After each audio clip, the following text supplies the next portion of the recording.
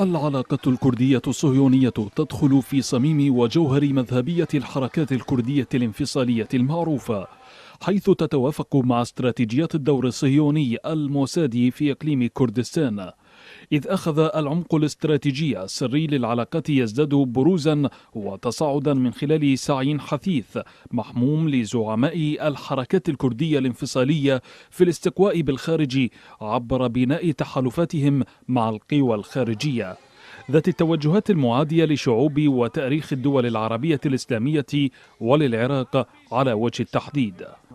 اعترافات بعض العسكريين في الكيان الصهيوني صراحة تؤكد أن عناصر البيشمركة الكردية تلقت وما زالت تتلقى التدريب العسكري النوعي الاحترافي وتحت إشراف عناصر النخبة في الكوماندوز الإسرائيليين وفي مناطق جبلية نائية بكردستان، بعضها سري وبعضها في مناطق معلنة وفق الاتفاقيات التي وقعتها سلطات أربيل مع الشركات الأمنية والعسكرية الصهيونية.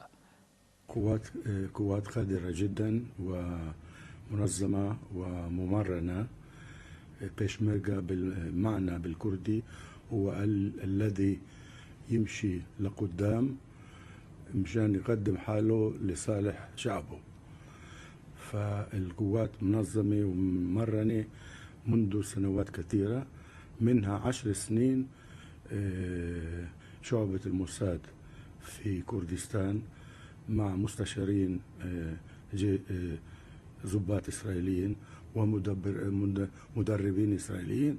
وفي مقارنة سريعة بين ما تقوم به الحركات الكردية الانفصالية وما يقوم به الكيان الصهيوني، لوجدنا أن الحركات الكردية الانفصالية تعمل على طرد السكان المحليين لإقامة دولة كردية، وهي بذلك تطبق ذات النموذج الإسرائيلي الذي ما زال يركز على أطروحة الحق التاريخي في الاستيلاء على أرض العرب في فلسطين. فالتطابق واضح بين المنطق الكردي والمنطق الصهيوني الاحتلالي في نفي الآخر وتاريخه. وتتحدث المعلومات عن أن عناصر الارتباط بين كردستان والكيان الصهيوني الذي لم يتم الكشف عنه هو ما يعرف بمدير الشؤون اليهودية الكردية في حكومة الإقليم شيرزاد ممساني الصهيوني، إذ إن تحشيده في المؤتمرات والمحافل لانفصال كردستان عن العراق يبين مدى الدعم الصهيوني للانفصال واستناد كردستان على الكيان في مسألة الانفصال، ولا سيما بعد إبداء الأخير الدعم للدولة الكردية في حال إعلانها برغم الرفض الدولي والإقليمي.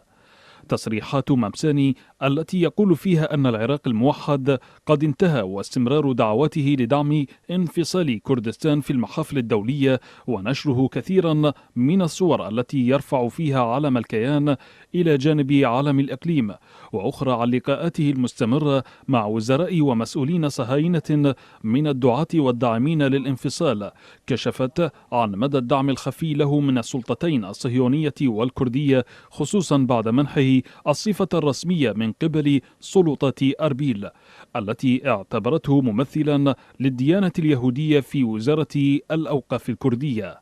وعلى ما يبدو أن هناك شخصيات سرية كثيرة مثيلة لممساني تعد اليد الخفية للكيان وتعمل على رسم الخطط والسياسات في كردستان لتنفيذ المشاريع الصهيونية الرامية لتقسيم العراق بتنفيذ من الأحزاب الكردية الانفصالية.